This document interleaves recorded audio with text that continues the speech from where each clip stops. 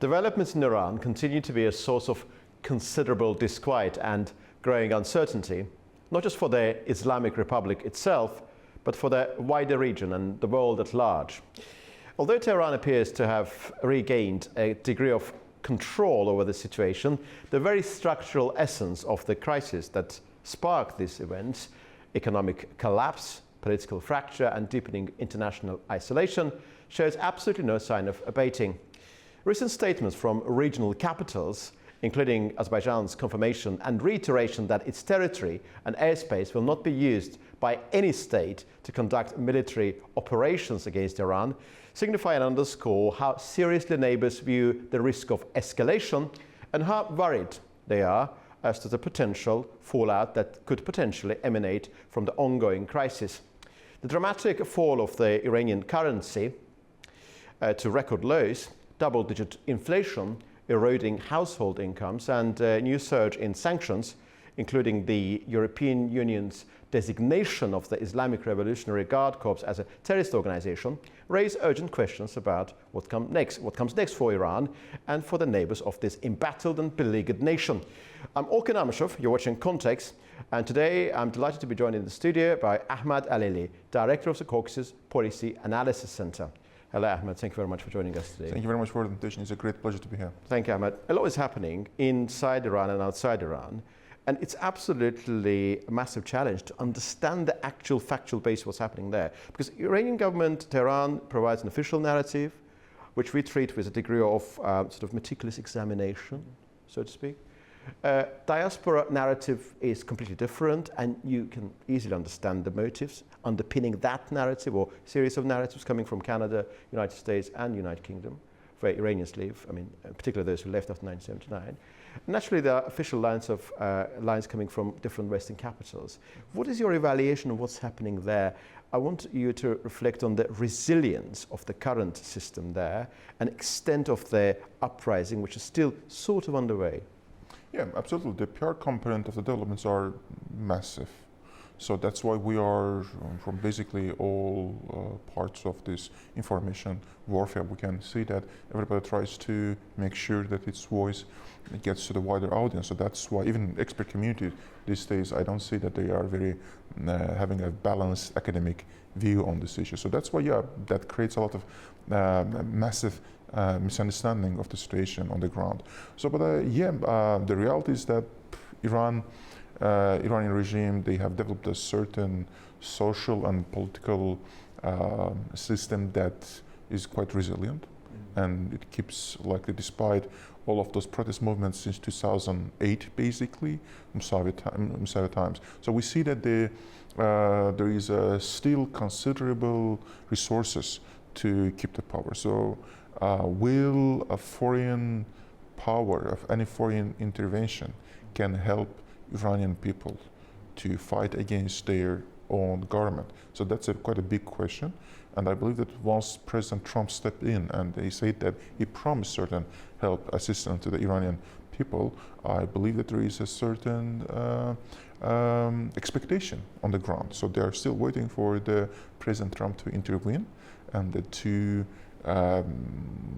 act on the side of the protest movement. So, but we don't know if the protest movement is still there.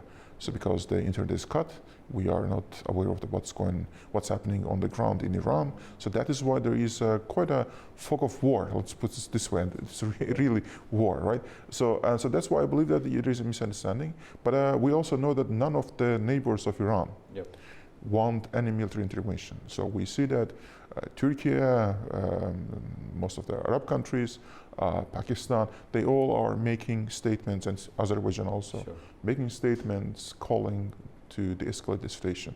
Nobody wants quite a chaos in their neighborhood. Everybody remembers the Iraq operation in 2003. After 2003, when Saddam Hussein regime fall, there was for a long time, neighbors had to deal with the consequences of that. So imagine if something like that happens in Iran. So the neighbors, there are problems with Iran, they want to solve that problem, but then nobody sees a short-term resolution to this problem. So everybody's looking for the midterm and the long-term solution.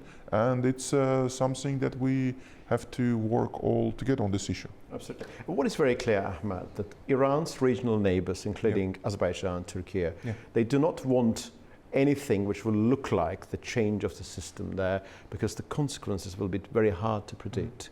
And the United States talks about intervention, but we don't know what kind of intervention will be, if it's going to be any kind of intervention, what form and shape that intervention will assume. What do you understand by US intervention? I just want a very specific question. Are we talking about targeted strikes? Are we talking about diminishing Iran's already strained and embattled nuclear prowess and capacity? What sort of intervention we are talking about when we refer to the intentions of the administration in Washington? Look, here we have to look at the magical ball and try to understand what's going to happen there, right? So this is a purely, let's say, I believe only very few people in Washington, they really understand what's going on with what's the US strategy. And frankly speaking, I believe that there are not a concrete exit strategy in this case. So that is why we have to guess.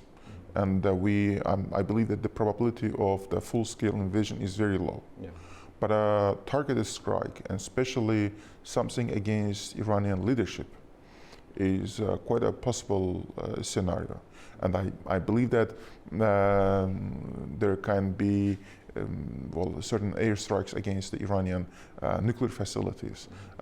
President Trump, during the 12-day war, he announced that the Iranian nuclear program is over, like the United States. But apparently there are certain places they are looking for the enriched uranium in that places, so they can target those places also. But and then nevertheless, it's going to be targeted, if it's going to be limited airstrike, limited operation, I believe it's to some extent can be, well, there will be no chaos, like everybody's afraid of the possible chaos strategy. But I believe that it's the most rational strategy in this case could be, from time to time, putting pressure on Iranian leadership and making sure that they exhaust their resources in this confrontation. So you can achieve certain goals by not actually striking, not using military power. You can use military power as a PR move from time to time, having your ships standing next to the Iranian borders and sending message that can generate certain political tension within Iran. And I believe that that's the most rational possible scenario. But again, once there is a saying that once we don't understand it, we try to rationalize it, right? This was our attempt to rationalize possible scenarios. But President Trump is it's very hard to predict his moves. And I believe that there is only a few people in Washington really understands what is the exit strategy here. We also know, Ahmad, from history that Iranian population, as a nation, Iran, has been quite averse to external interventions. We know what happened there back in 1953, the overthrow of the government of Mossadegh, which wasn't nicely received by public for very obvious reason. It was an externally induced operation against the legitimate government of Iran, and many other developments have taken place. Do you think Iranian population, those people who are not content with the current economic situation there, will be happy with an externally induced change altering everything within Iran? Will those Iranians who are genuinely unhappy with the current situation there, not necessarily against the system there, not against the Islamic Republic of Iran as a governance model, but against, they are unhappy with the developments taking place there in terms of economic hardship and so forth, they will be happy with the externally induced change? Well, that's the thing, like that. It's a part of the political mentality in the region, not only in Iran. I would say in South Caucasus also, in Turkey, in most of the, like that. When there is a foreign intervention or foreign pressure, the government can easily achieve rallying around flag effect. Yep. So it's so easy to achieve. Like that, let's say what happened in Azerbaijan in 2020 during the Karabakh War.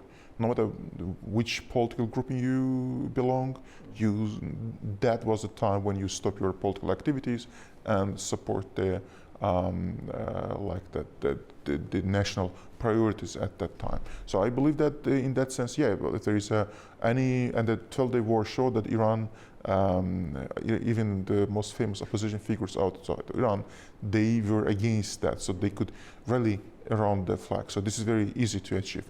But there is other stuff, other side of the developments, that if someone comes to power with the foreign intervention assistance, so that government will not be, they cannot stay in power for a long time. Sure. So any leader, everybody basically in Iran understands, and it's the mentality of the region, that if the public perceives you as a result of the foreign intervention, that you are supported by the foreign governments to take the power in Iran or any other country in the region, your legitimacy is not that well grounded, frankly speaking. So this is, and I believe that. So that is why any power willing to replace the existing rulers in Iran, they are understanding that, they are taking that into account. So that is why they are not willing to be seen as a group of people who are cooperating with the foreign powers. Yep. to take government inside of Iran.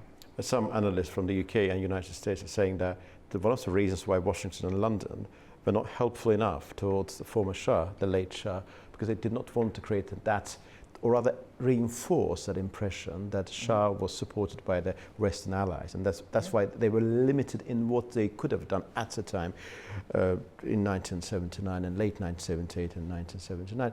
I would like you specifically to reflect on the reaction coming from this region, from Azerbaijan, Armenia and other countries.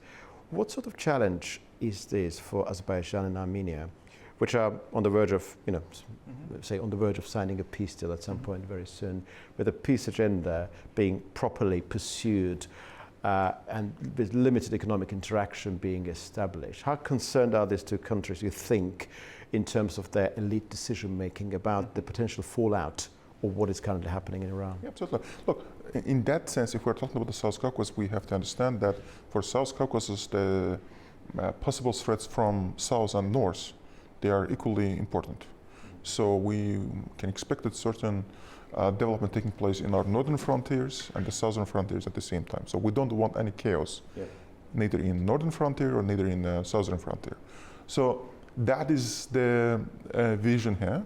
But there is one positive side, that Baku and Yerevan, facing this kind of big threat, you can sense that both capitals, they are former foes, now are moving toward peace, and I would say that there is quite a big results during a very short period of time. We can see that Baku and Yerevan, they fully understand the regional challenges, and they want to build a certain regional architecture to face possible new challenges. So it's going to be very, let's say, sarcastic, but the former enemies can get united thanks to this chaos that our region faces right now. So I believe that in this case, we have to take into account also that both Iran and Azerbaijan, they realize that if there are refugees coming from south, there will be massive problem for all of us. So how to provide humanitarian aid to those people, lack of resources, food, right? Even like that, Turkey, when there was a Syrian crisis, we saw how Turkey suffered from that. So when that compare size of Turkey with the sizes of Azerbaijan and Iran, you can understand what kind of challenges we are facing. So that is why both Azerbaijan, Armenia, and Georgia, I would say that there is a need to have a stronger intra-regional cooperation to build certain mechanisms to coordinate their efforts to face future challenges. But each crisis, irrespective of its size and potential implications, does always entail two things. as part of one whole, opportunity and risk. If you compare, Ahmad, two distinct possibilities, it could be false choice perhaps, but two distinct possibilities. One is considerably weakened Iran, which is less assertive in regional affairs, less assertive in relation to Azerbaijan and Armenia and entire South Caucasus. And the second one, which is a new Iran, resultant from some form of meaningful change there, Western friendly, but very unpredictable in terms of its attitude towards Azerbaijan and Armenia. What would be the best option for this region? Would you say this is a false choice in the first place? Because it provides you with A and B, and probably there is some C somewhere else that we need to consider as well. What is the sense you think in this region about these developments? Because Iran, that these regional actors know about, they know its fundamental weaknesses, fundamental strength, is something that they have dealt with for ages, for decades. But new kind of Iran, with better relations with Israel, for example, what sort of Iran would that envisage? Would that project towards this region, you think? Look, let's be clear about that not all revolutions lead to the greater good, right? Or for a long time there was an expectation that, for example, the revolutions, Arab Spring revolutions, they are going to lead to the liberal democracy. They haven't. They haven't. So it's clear, like that everybody learned lessons that not all revolutions lead to the results that we are looking for. I mean, Iranian revolution itself, 1979. Yeah, absolutely. That didn't lead to a very Absolutely. liberal democracy. I mean, with all due respect to Islamic Republic. Expecting that the revolution, the possible revolution in Iran, will lead to something better. That is not a political mature vision or understanding of the situation on the ground. So what Azerbaijan needs, and I believe that your question already had the answer in that, like that both in the northern frontier and the southern frontier, we don't want any assertive power to come and dictate its terms on South Caucasus nations, but also we don't want decentralized powers that, for example, if there is a decentralized Russia, the chaos in North Caucasus might lead to quite a disastrous results for everyone. The same thing about Iran also. So everybody is looking to have certain positive change in Iran, but the gradual changes. Yes. Not a rupture, the famous term, recently appeared in the speeches of the political leaders at Davos. But that's the issue, how to achieve that. And I believe that right now in Iran, the biggest thing is about President Pezeshkian, which is quite friendly toward Azerbaijan, and we can see that Azerbaijan and Iranian leaders, they enjoy a much greater confidence in each other's company than it used to be. So he is the only leader that was elected. None of the other leaders, they were not elected by the people, so by population. So he's the only leader elected by population, and he complains that he has no enough power to reform economy, to bring prosperity to the people. So can people be elected by people in Iran as a result of transformations in Iran get enough, let's say, political power to do reforms? And I believe that once those people are, once they get that power, they will be interested in having positive relations with all their neighbors. I'm sorry for interrupting you. Do you believe the reform inside Iran is possible, and I say it with absolute respect towards the Islamic Republic of Iran, while the system itself, in its full parameters, with the supreme leader, with IRGC and other key institutions are still there? Do you think reform with an existing structure is a possibility? I mean, meaningful reform. Yeah, it's a necessity right now. Okay. So it doesn't mean that there's it's time to make it or break it, like the moment for Iran. So that is why I believe that it's a necessity for Iran to make those reforms. And the President Pezeshkian is the right person to do that. So that is why in Azerbaijan there is expectation that gradually he can convince the internal political groupings in Iran that certain political reforms are needed, especially building positive relations with the neighboring countries. Look, during the 12-day war, I believe that Iranian diplomats felt very it was very real feeling that none of the strategic partners that they were, assumed that they are going to help them. Nobody did that. Yeah. And then now... And what has Russia done for Iran under this circumstance? What Russia did for Iran during the 12-day war? Nothing of considerable scale, as far as I remember. Like there was if even Russia did something, like there was another obvious result of that, right? So that is why we see that now Iranian diplomats, Iranian Minister of Foreign Affairs, Iranian Minister of Arakchi, he is traveling to all the neighboring countries and they're trying to make sure that there is the neighbors are cooperating with Iran on this issue, right? And that quite many of the neighbors, they have American military bases on their soil. And that American military bases, they are there because in the past, Iran wasn't that cooperative with its neighbors. Yeah. So now it's time for Iran to realize that cooperation with the neighbors is, it can be very productive. It can pay much more than confrontation with neighbors. So that's the line of the work that line of the event that we are looking from Iran. Frankly, like nobody in Azerbaijan forgot that a couple of years ago, 2 Iranian military brigades, they were at the border with Azerbaijan. Yeah. Nobody forgot that Azerbaijan embassy was attacked in Tehran. Now Iran complains about the Azerbaijan-Israel relations, but nobody wants to remember in Iran that one of the reasons why Azerbaijan and Israel started building that was the Iranian threats to Azerbaijan in 2000, when Iranian ships, they were trying to be very assertive in Caspian Sea. Yes. We all remember that. So being nice to your neighbors makes them comfortable, and they don't need any American military bases on their soil. So, and you shouldn't feel threatened by that then. But if once you try to be aggressive toward them, of course they are going to look for the external military assistance. So this is very, I believe that for Iran, at least the Iranian diplomats, and I believe that they are understanding that, but that certain political groups in Iran, they have to realize this fact, a very simple fact. So they have to realize this simple fact also. So that is why I believe that this is time for reforms in Iran. At least they should change how they view their neighbors. So it's very important. Yes, and that's the opportunity part of the current crisis. So we talked about risks, potential fallout elements, and also there is an opportunity to rethink who you are, in what ways you will be conducting your relations with your neighbors, including Azerbaijan. Azerbaijan did take a couple of steps, very important steps.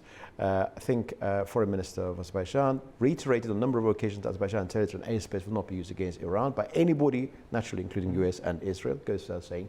Azerbaijan President spoke to Iranian President Pezeshkian and talked about de-escalation and offered Azerbaijan's mediatory role and so forth. There is an Iranian-Azerbaijani dimension. There's the Aras corridor, for example, connecting Azerbaijan's mainland with Nakhchivan via Iran. And there's, of course, the Zengezur corridor, which is Rampart for international peace and prosperity. Recently, a week ago, I interviewed Iran's ambassador to Azerbaijan.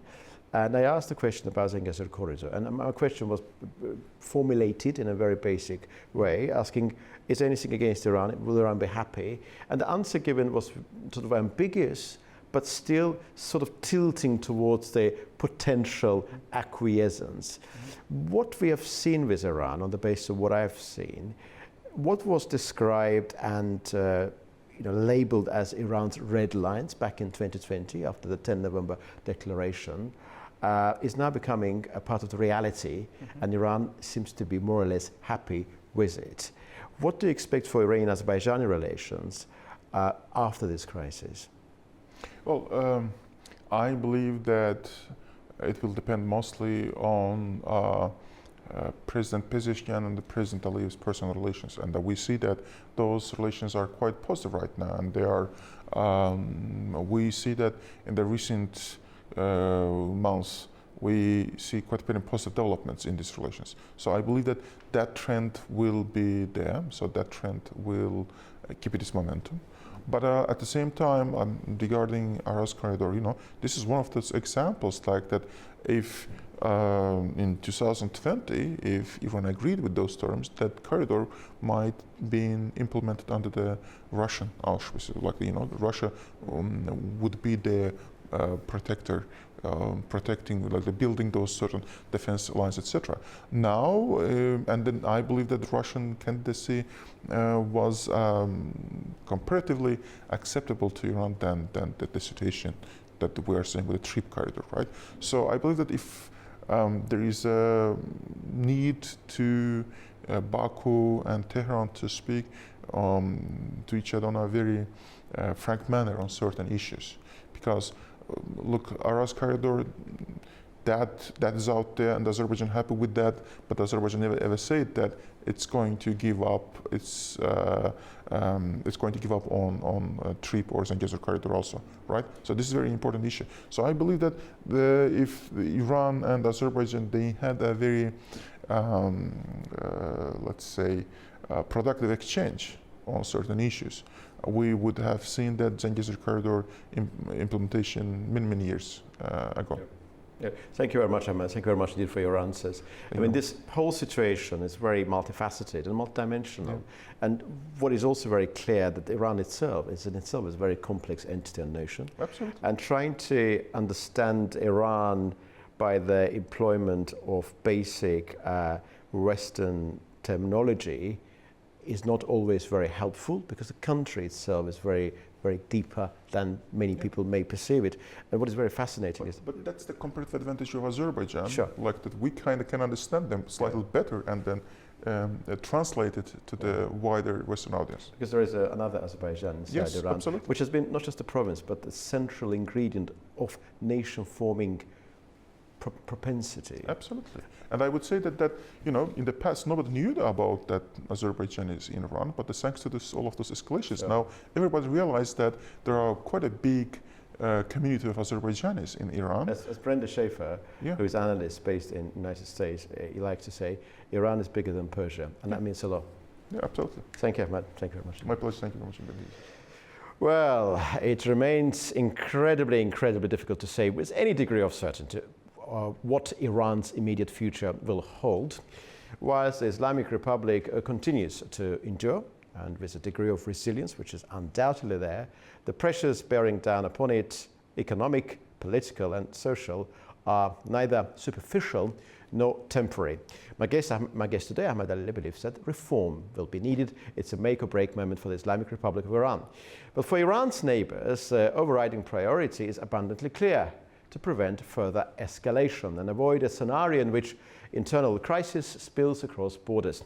The region is watching very closely indeed, cautiously, and with a growing sense that what unfolds next in the Islamic Republic of Iran will matter a great deal to its neighbors. You've been watching Context. I'm Orkhan Amashov, and see you very soon indeed.